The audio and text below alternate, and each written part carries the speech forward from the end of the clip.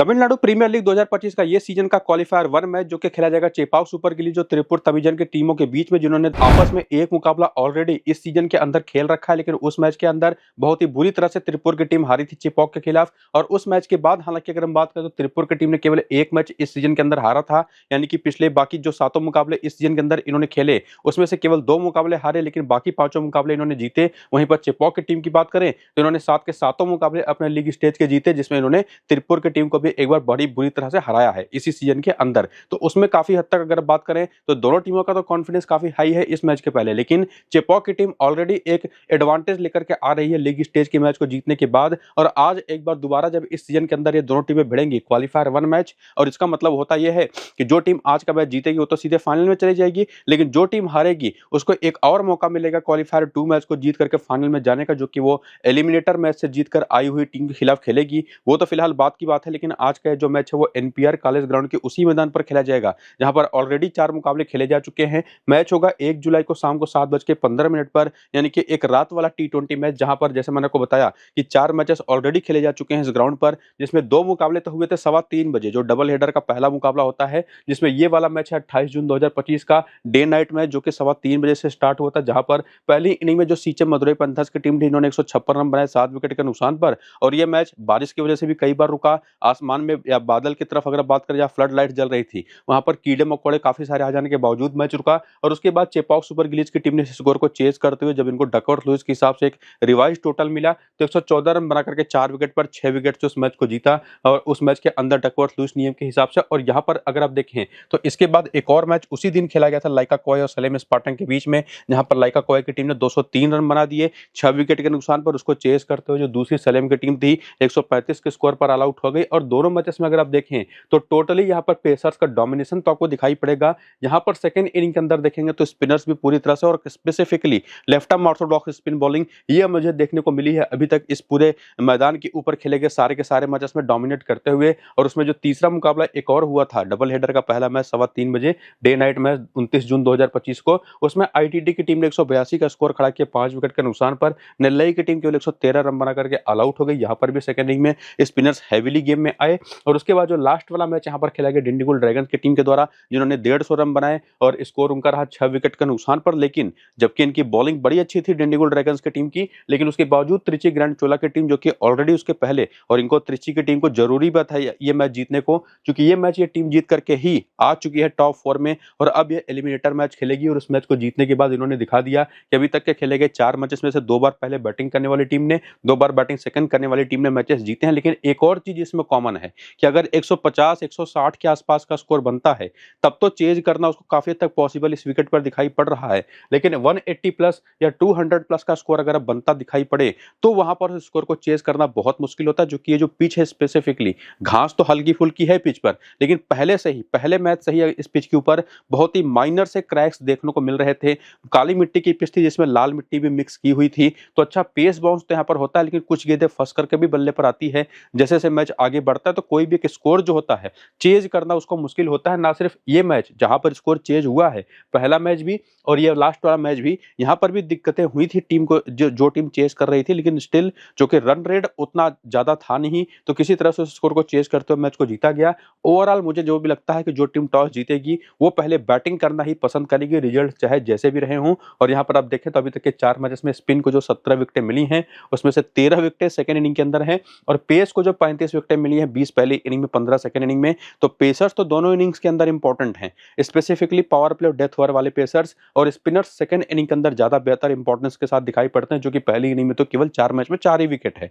और उसमें भी एक और जो इंपॉर्टेंट बात है वो देखने वाली कि पावर प्ले के अंदर क्या कंडीशंस रही हैं। तो हर एक मैच के अंदर स्कोर तो आपके सामने है पहले 6 ओवर में दोनों इनिंग्स के दौरान क्या बने हैं, लेकिन ये चीज कॉमन रही है कि हर एक मैच में नई गेंद से पहले 6 ओवर के दौरान ठीक ठाक हेल्प यहाँ पर तेज गेंदबाजों को मिलती है। तो बहुत ही बढ़िया सीधे सीधे मैं कहूं तो एक स्पोर्टिंग पिच है, जहां पर चाहे बल्लेबाज हो, चाहे गेंदबाज हो, चाहे स्पिनर हो, चाहे पेसर हो, सभी के लिए यहाँ पर मौके हैं कुछ ना कुछ करके अपनी टीम के लिए एक योगदान देने की। लेकिन सबसे इंपॉर्टेंट ये होगा कि पिच पर कितने ज्यादा क्रैक्स हैं, क्या वो एक्चुअली इतनी बेहतर होगी स्पिन खेलने के लिए, या साथ ही साथ कोई फ्रेश पिच भी मिल सकती है आज के इस मैच के। तो उसके लिए अपडेट जो होगा वो टेलीग्राम और व्हाट्सएप पर अगर अपडेट आता है तो ही मैं देने की कोशिश करूंगा। और एक चीज और ध्यान रखिएगा, पिच रिपोर्ट आपको मैं टेलीग्राम पर तभी देता हूं जब वो पिच रिपोर्ट कुछ अलग हो, जो आपको मैंने वीडियो में बताया उससे। तो अगर नहीं मिलता है टेलीग्राम पर तो समझ लीजिए वीडियो वाला ही पिच रिपोर्ट अप्लाई होगा। बाकी फाइनल टीम उसकी बेसिस पर जो बनेगी वो भी आपको मैं टेलीग्राम और व्हाट्सएप चैनल पर अपने दूंगा। तो लिंक इनका इसी वीडियो के डिस्क्रिप्शन में और कमेंट बॉक्स में जो पिन किया हुआ कमेंट है दोनों जगहों पर मिल जाएगा। तो जाइए लिंक्स को क्लिक करके डिस्क्रिप्शन या पिन कमेंट से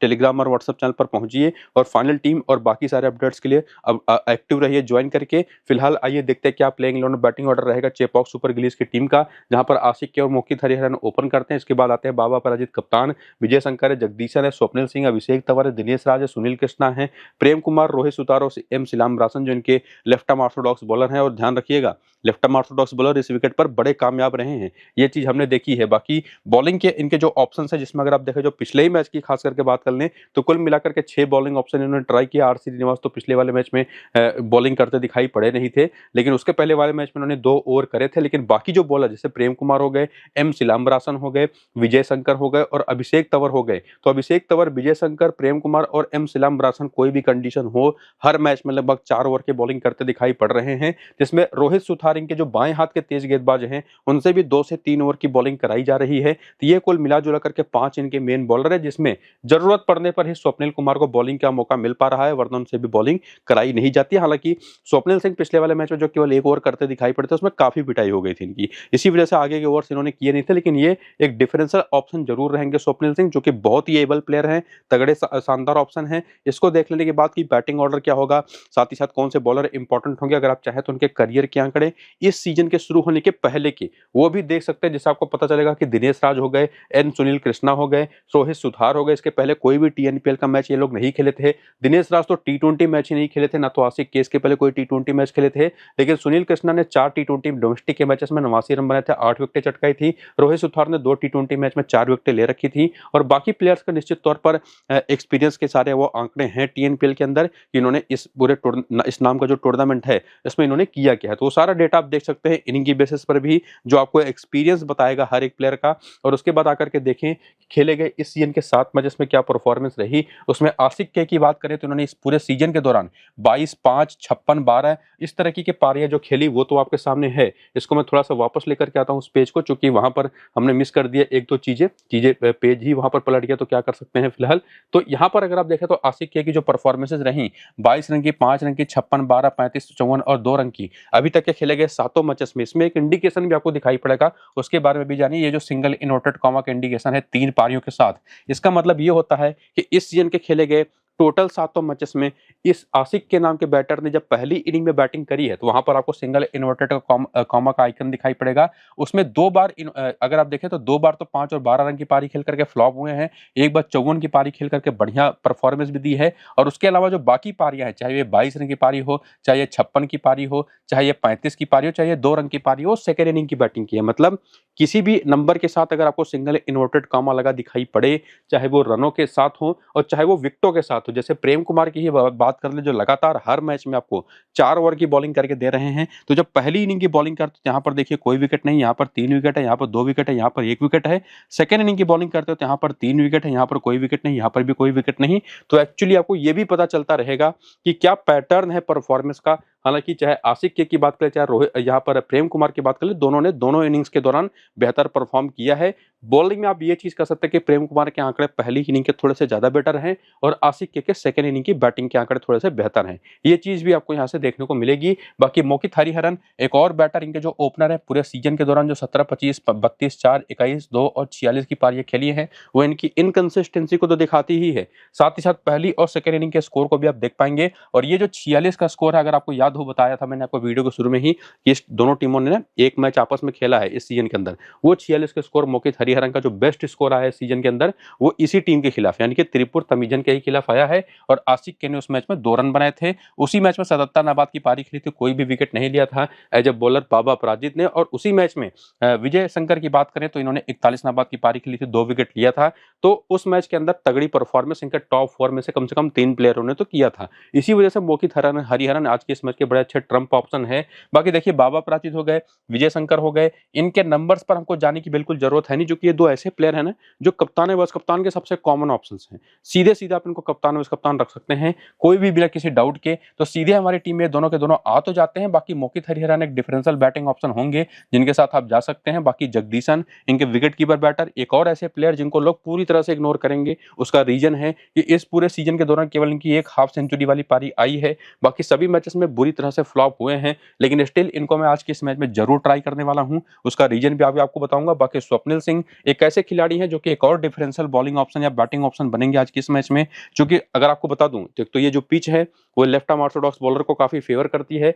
हालांकि ये बॉलिंग कितना करेंगे ये इसका कुछ पता है नहीं, लेकिन अगर एक ओवर में भी, जो इन्होंने पिछले मैच भी एक ओवर किया था, वो ओवर अगर इनका अच्छा चला जाता तो कंटिन्यू करते बॉलिंग, वही चीज आज भी होगी। लेकिन निश्चित तौर पर उस बात को लेकर के आप कंफर्मेशन तो नहीं दे सकते, तो एक डिफरेंशियल ऑप्शन ही है जिनके ऊपर आपको रिस्क लेना चाहे तो ले सकते हैं। बाकी अभिषेक तंवर एक ऐसे बॉलर रहे जिन्होंने पूरे सीजन में शानदार बॉलिंग करी है। मैटर नहीं करता कि पहली इनिंग की बॉलिंग है, सेकंड इनिंग की बॉलिंग, हर जगह पर विकेट इन्होंने ना सिर्फ पावर प्ले में निकाले हैं बल्कि जाकर के आखिरी के डेथ ओवर्स में भी निकाले हैं। बाकी दिनेश राज और सुनील कृष्णा तो उतने इंपॉर्टेंट है नहीं इस मॉली के पर्सपेक्टिव में। प्रेम कुमार को आपको मैंने ऑलरेडी क्लियर कर दिया है कि 4 ओवर करते हैं तो हमारे टीम में भी आएंगे ही आएंगे। बाकी रोहित सुतार बाएं हाथ के तेज गेंदबाज एक और डिफरेंशियल ऑप्शन आज के इस मैच के बनेंगे। 2 मुकाबले खेले हैं, 2 विकेटें चटकाई हैं, हालांकि ओवर्स उतने इनको मिले नहीं, अभी तक के 2 मैचेस में केवल 5 ही ओवर किए हैं, तो इस वजह से एक डिफरेंशियल ऑप्शन ही रहेंगे। बाकी सलाम रासन को तो आज के इस मैच में मिस आपको कतई नहीं करना है। एक तो स्पीच पर जहां पर लेफ्ट आर्म ऑर्थोडॉक्स बॉलर्स के लिए कुछ एक्स्ट्रा ही है बेसिकली, तो वहां पर भी, और बाकी परफॉर्मेंस तो शानदार रही है पूरे सीजन के दौरान, किसी भी इनिंग की बॉलिंग हो।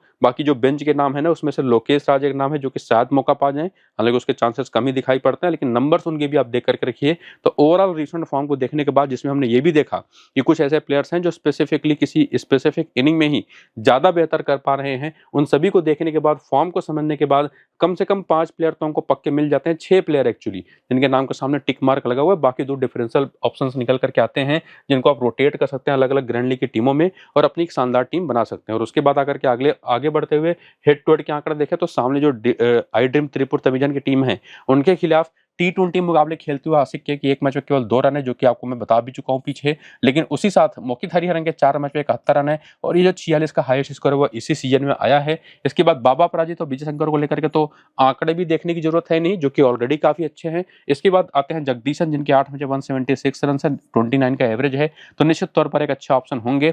स्वप्निल सिंह के 3 मैच में 34 रन में कोई विकेट नहीं है। अभिषेक तंवर के एज यूजुअल 9 मैच में 13 विकेट हैं। बाकी प्लेयर्स को उतना एक्सपीरियंस है नहीं। प्रेम कुमार के 1 मैच में 1 विकेट है। श्याम रासन के 5 मैच 5 विकेट हैं और इवन आर औसिक श्रीनिवास जो कि मुझे नहीं लगता कि खेलेंगे, इनके भी 5 मैच 6 विकेट हैं।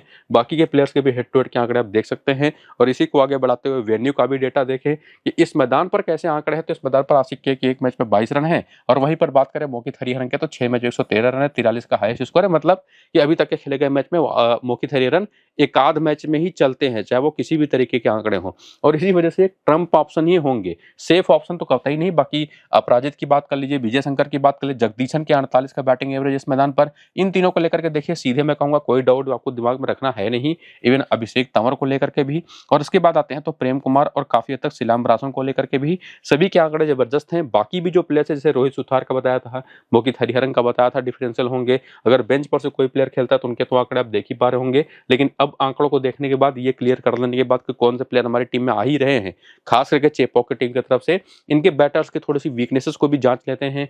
तो अगर आप देखें तो मोहित हरिहरन और साथ ही साथ इनके जो ओपनर है एक और आसिक के स्पिन गेंदबाजी पर दोनों को दिक्कत होती है, जिसमें आसिक के लेग स्पिन बॉलिंग पर 8 गेंद पर 8 रन बना करके 2 बार आउट हो चुके हैं। सलाम रासन पर भी 1 बार आउट हो चुके हैं, 2 गेंद पर बिना कोई रन बनाए, जो कि लेफ्ट आर्म ऑर्थोडॉक्स बॉलर हैं। और उसके बाद मोहित हरिहरन की बात करें तो ऑफ स्पिन पर 83 गेंद पर 76 रन बना करके 7 बार आउट हो चुके हैं। लेफ्ट आर्म ऑर्थोडॉक्स पर 113 गेंद पर 126 रन बना करके 6 बार, मतलब तो स्ट्राइक रेट भी खराब है, आंकड़े तो वैसे भी खराब है। बाकी डेरिल फेरारियो भी एक ऑफ स्पिनर है, साई किशोर लेफ्ट आर्म ऑर्थोडॉक्स बॉलर है, सिलाम रासन लेफ्ट आर्म ऑर्थोडॉक्स बॉलर है। तो ओवरऑल तो आंकड़े खराब हैं ही लेफ्ट आर्म ऑर्थोडॉक्स और ऑफ स्पिन पर। इंडिविजुअली भी जिन बॉलर्स को फेस किया इन्होंने उस पर आंकड़े तो ओवरऑल खराब हैं ही, तो दोनों ही स्पिन उतने अच्छे नहीं खेलते। बाकी विजय शंकर और बाबा पराजित जो माना जाता है स्पिन तो ओवरऑल अच्छी खेलता है, लेकिन बाबा पराजित का देखेंगे तो लेग स्पिन पर 125 गेंद पर 7 बार आउट हो, जो 162 रन बना करके। बाकी मोहन प्रसाद को, मथिवानन एम को तो बेहतर खेले हैं, काफी बेहतर खेले हैं एक्चुअली। विजय शंकर की बात करें तो ये भी सिलाम्बरासन पर एक बार आउट हुए हैं, लेकिन 17 गेंद पर 22 रन हैं। बाकी मथिवानन एम पर 6 गेंद पर 9 रन बना करके एक बार आउट हुए हैं। इसके बाद आते हैं जगदीशन, इनको भी स्पिन खेलने को लेकर कोई स्पेसिफिक दिक्कत नहीं है, लेकिन कुछ इंडिविजुअल बॉलर है जैसे मोहन प्रसाद हो गए, साई किशोर हो गए, लेफ्ट आर्म ऑर्थोडॉक्सी हैं, उनके खिलाफ काफी बुरी तरह से सफल रहे हैं। और एस मोहम्मद अली भी जो कि एक ऑफ स्पिन बॉलर है, उनके खिलाफ भी एक बार आउट हो चुके हैं। बाकी अभिषेक तंवर भी off spin left arm Orthodox पर फंसते हैं। इंडिविजुअली सिलाम्बरासन ने और साई किशोर ने भी इनको आउट कर रखा है, और स्वप्निल सिंह के भी आंकड़े देख सकते हैं। तो निश्चित तौर पर जो कमजोरियां हैं उसको भी आपने देख ली, इंडिविजुअली किन बॉलर्स के खिलाफ ज्यादा आउट होते रहे हैं उसको भी समझ लिया। तो निश्चित तौर पर वो सारे बॉलर तो इंपॉर्टेंट हैं, लेकिन आगे बढ़ते हुए अगर आप आए और देखें कि यहाँ पर जो दूसरी टीम है आई ड्रीम त्रिपुर तमिजन की, उनका प्लेइंग 11 और बैटिंग ऑर्डर क्या है, तो ये टीम भी काफी फुल फ्लेजेड तगड़ी टीम दिखाई पड़ती है, जिसमें अमित सात्विक वीपी ओपन करते हैं तुषार रहेजा के साथ, रवि साई किशोर अब नंबर 3 पर आ रहे हैं, एस मोहम्मद अली जो बहुत ही अच्छी यूटिलिटी ऑलराउंडर की अपनी एबिलिटी दिखा रहे हैं। बाकी प्रदोष रंजन पॉल, इन्होंने भी पिछले मैच में एक विकेट निकाल दिया था। और इसके बाद बात करें तो वी अनुभव का जो जिनको पिछले वाले मैच डेब्यू करा गया था, लेकिन कुछ खास अनुभवंकर को कराया गया नहीं। इसके बाद यू शशिदेव है, डेरिल फेरारियो, एस मोहन प्रसाद है, सिलाम्बरासन है, नटराजन और इसाकी मुथु ए, जो कि इंपैक्ट प्लेयर के तौर पर पिछले वाले मैच में खेले थे। बाकी इनके बॉलर्स कौन कौन से ओवर में बॉलिंग करते दिखाई पड़े, कितने कितने ओवर करते, जिसमें मोहम्मद अली ने 1 ओवर किया था, प्रदोष रंजन पॉल ने पिछले वाले मैच में 1 ओवर किया था, डेरिल फेरारियो ने 1 ओवर किया था।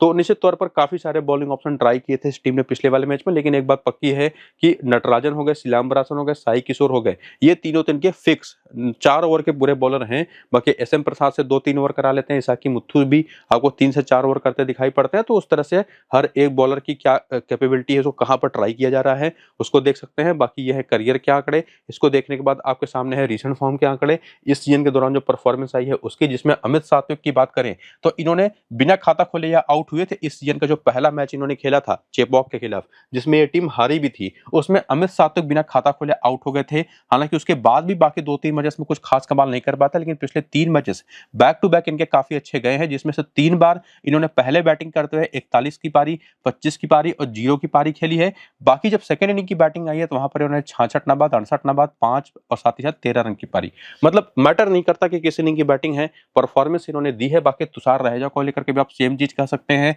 लगातार शानदार खेले, केवल एक मैच में फ्लॉप हुए हैं। इसके बाद साई किशोर ने भी लगातार शानदार परफॉर्मेंस, अब तो बैटिंग भी शानदार करके दे रहे हैं, तो कप्तान है, बस कप्तान के लिए भी काफी शानदार ऑप्शन बन जाते हैं। और एस मोहम्मद अली अपनी बैटिंग और बॉलिंग दोनों जो यूटिलिटी ये देते हैं, हालांकि बॉलिंग 1 से 2 ओवर ही करते हैं, पिछले मैच में 1 विकेट लेकर के भी गए थे, 20 रन बनाए थे, उसके पहले भी बड़ी बड़ी परफॉर्मेंसेज है नहीं, लेकिन निश्चित तौर पर एक अपनी यूटिलिटी प्रोवाइड करवाते हैं। लेकिन उसी में आते हैं प्रदोष रंजन पॉल, जिन्होंने पिछले मैच में 4 रन भी बनाए, विकेट भी लिया। हालांकि पहली बार बॉलिंग किया था उन्होंने सीजन में, चौथी गेंद पर ही विकेट मिल गया बिना कोई रन दिए, लेकिन ओवरऑल इंपॉर्टेंट प्लेयर हैं ये इस टीम के। और इवन मैं तो इनको प्रदोष रंजन पॉल को ना एस मोहम्मद अली से बेहतर ऑप्शन मानता हूं। बाकी अनमोंकर हैं जो कि पिछले मैच में डेब्यू करते दिखाई पड़े, लेकिन परफॉर्मेंस कुछ खास आई नहीं। शशिदेव भी, साथ ही साथ डेरिल फेरारियो भी, ये सारे जो प्लेयर्स हैं इनके मिडिल ऑर्डर के ना, इनका वो यूटिलिटी बनती नहीं है स्मॉल लीग के पर्सपेक्टिव में, तो इनको हमको इग्नोर ही करना पड़ेगा। बाकी मोहन प्रसाद इस मैदान पर पिछले मैच में 2 विकेट लेकर के गए हैं। बाकी ओवरऑल जो 4 मैचेस खेले उसमें 5 विकेटें हैं, चाहे पहली इनिंग की बॉलिंग हो, सेकंड इनिंग की बॉलिंग हो, कामयाबी इन्होंने हर जगह पर निकाली है। और ये एक अच्छे डिफरेंशियल बॉलिंग ऑप्शन है, खास करके अगर आज की इस मैच में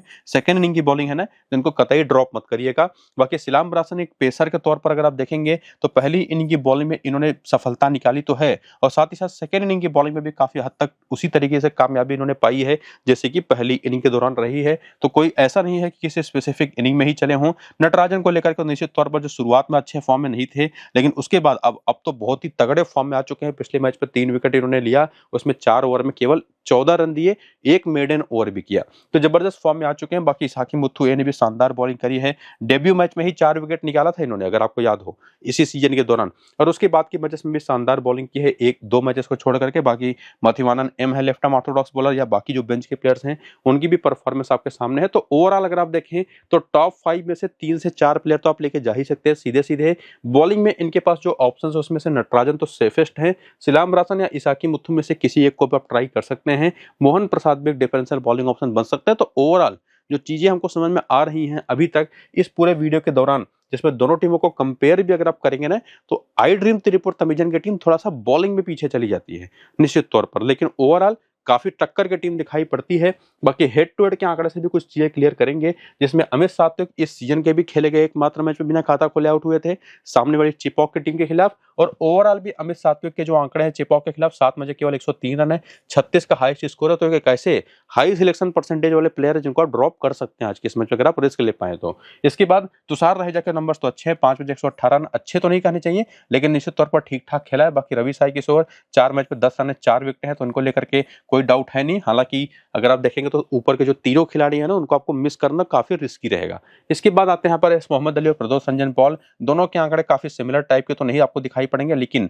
यूटिलिटी दोनों प्लेयरों की काफी अच्छी है। अगर आप थोड़ा सा सेफ खेलना चाहें तो प्रदोष रंजन पॉल के साथ जाइए, थोड़ा सा अगर आप रिस्क लेना चाहें तो वहां पर आप जाइए एस मोहम्मद अली के साथ। बाकी के प्लेयर्स के भी आंकड़े आपके सामने हैं, जिसमें एस मोहन प्रसाद के 7 मैच में 8 विकेट हैं, ये एक अच्छे डिफरेंशियल बॉलिंग ऑप्शन है। शिलाम रासन के 7 मैच 7 विकेट है, हेड टू हेड में 6 में 6 विकेट यहाँ पर नटराजन के हैं। बाकी बेंच के जो प्लेयर्स हैं उनके तो आंकड़े आप देख ही पा रहे होंगे। और इस हेड टू हेड के आंकड़े को देख लेने के बाद वेन्यू का भी परफॉर्मेंस देख लें तो इस मैदान पर अमित सात्विक के आंकड़े काफी बेहतर हैं। 6 मैच में 183 रन, 31 का एवरेज है। और तुषार रहेजा का 28 का बैटिंग एवरेज है। वहीं पर साई किशोर के 18 मैच में 21 विकेट हैं, बल्ले से भी 72 रन है। हालांकि निश्चित तौर पर चूंकि बहुत नीचे बैटिंग करते रहे हैं तो उतने अच्छे बैटिंग आंकड़े नहीं मिलेंगे। बाकी मोहम्मद अली के 3 मैच में 67 रन, प्रदोष रंजन पॉल के 8 मैच 101 रन, जो कि बहुत ही खराब आंकड़े हैं। लेकिन निश्चित तौर पर जैसे मैंने आपको बताया था कि दोनों में से कोई भी एक जिसको भी आप ट्राई करना चाहे कर सकते हैं। मैं प्रदोष रंजन पॉल पर ज्यादा भरोसा कर पाऊंगा। इसके साथ साथ अनुवंकर हैं जो कि उतनी बड़ी भूमिका निभाते दिखाई नहीं पड़ सकते। बाकी यू शशिदेव, डेरिल फिरारियो भी बहुत नीचे आते हैं खेलने। एस मोहम्मद प्रसाद के इस मैदान पर 16 मैच में 10 विकेट है, लेकिन पिछले मैच में 2 विकेट लिया था। सेकंड इनिंग के बॉलिंग के लिए हमेशा ये इंपॉर्टेंट होंगे। इसके साथ साथ यहाँ पर शिलाम रासन है, नटराजन है, इसाकी मुथु ए है। इसमें नटराजन को लेकर के कोई डाउट नहीं है। इसाकी मुथु को या तो आप ट्राई करिए या तो शिलाम रासन को। ज्यादा भरोसा आप शिलाम रासन पर इसलिए भी दिखा सकते हैं क्योंकि वो एक प्रॉपर प्लेइंग 11 में खेलते हैं और पूरे 4 ओवर तो हर मैच में करते हैं। हालांकि वो चीज 4 ओवर की बॉलिंग इसाकी मुथु भी करते हैं, लेकिन वो जरूरी नहीं है कि सीधे प्लेइंग 11 में खेले। ज्यादा सेफ शिलाम रासन होंगे, इसाकी मुथु थोड़े से रिस्की होंगे। इसके बाद आते हैं प्लेयर बैटल के आंकड़े देखने तो अमित सात्विक ऑफ स्पिन पर फंसते हैं, 50 गेंद पर 79 रन हैं, 6 बार आउट हो चुके हैं। बाकी बाबा अपराजित भी एक ऑफ स्पिनर है जो उनको एक बार आउट कर चुके हैं, अभिषेक तोमर पर भी एक बार आउट हो चुके हैं। तुषार रहेजा को विजय शंकर, बाबा अपराजित और शिलाम रासन ने आउट कर रखा है, जो कि निश्चित तौर पर तीनों के तीनों में से केवल एक ही स्पिनर है बाबा अपराजित, उस पर भी बेहतर खेले हैं। इसके बाद प्रदोष रंजन पॉल, अभिषेक तंवर, आर औसिक, श्रीनिवास और लेग स्पिन, इस पर आंकड़ा आपके सामने है। बाकी साई किशोर निश्चित तौर पर अब थोड़ा सा प्रमोट करके ऊपर आ रहे हैं अपने आप को, तो ऐसा कोई खास आंकड़ा उनका देखना जरूरी है नहीं। लेकिन एस मोहम्मद अली, शशिदेव के भी प्लेयर बैटल के आंकड़े देखिए और ये तो आप समझ चुके होंगे कि ओवरऑल तो चेपॉक की टीम भी सुपीरियर दिखाई पड़ती है, लेकिन टीमें जिस तरीके की परफॉर्मेंस दोनों करके आई हैं यहाँ तक पहुंची है ना, तो अब तो काफी टक्कर के दिखाई पड़ रही हैं। और इसी वजह से विजय शंकर और साई किशोर ये दो सबसे कॉमन कप्तान है, बस कप्तान के ऑप्शन तो बन पा रहे हैं। लेकिन इसी में बाबा अपराजित भी एक ऑप्शन है, अभिषेक तंवर एक ऑप्शन है, तुषार रहेजा भी एक ऑप्शन है जिनको आप ट्राई कर सकते हैं, रोटेट कर सकते हैं कप्तान बस कप्तान के रूप में अलग अलग ग्रैंड लीग की टीमों में। बाकी ये आपके सामने स्मॉल लीग की टीम है जिसमें एकमात्र 2 विकेट कीपर है तुषार रहेजा और साथ ही साथ एन जगदीशन। अमित सात्विक वीपी को फिलहाल के लिए भी मैंने टीम में नहीं रखा है। बाबा अपराजित, आशिक के और मोकित हरियाणा, और इन दोनों में से कोई एक ही बैटर में पिक करूंगा, वो भी अगर सेकेंड इनिंग की बैटिंग हुई। आशिक के और मोकित हरियाणा, यही तो मैं दोनों को ड्रॉप करूंगा। और वाइस कप्तान ने पर मैंने गलती से मोकित को रखा है, एक्चुअली आपको रवि साई किशोर को रखना है, जो कि आपको मैं पीछे बता भी चुका हूं। तो अगर पहली इनिंग की बैटिंग होती है तो मैं इन दोनों ओपनर्स को ड्रॉप करूंगा और कोई एक एक्स्ट्रा ऑलराउंडर, कोई एक्स्ट्रा बॉलर ऐड करूंगा। वो चीज आपको मैं टेलीग्राम पर बताऊंगा फाइनल टीम के साथ, जो कि निश्चित तौर पर आपको मेरे टेलीग्राम और व्हाट्सएप चैनल पर मिलेगी। तो दोनों को जाकर के ज्वाइन करिए। लिंक इनका इसी वीडियो के डिस्क्रिप्शन में और कमेंट बॉक्स में पिन कमेंट है वहां पर आपको ऑलरेडी मैंने दे रखा है। तो जाइए टेलीग्राम और व्हाट्सएप को ज्वाइन करिए और ये वीडियो शुरू से अंत तक पूरा देखिए और खुद से अपनी ग्रैंड लीग के शानदार टीमें बनाइए। स्मॉल लीग की टीम और पिच रिपोर्ट तो आपको मैं अपने टेलीग्राम चैनल पर दूंगा ही। तो ये वीडियो फिलहाल यहाँ पर होता है कंप्लीट। चलते हैं, नमस्कार।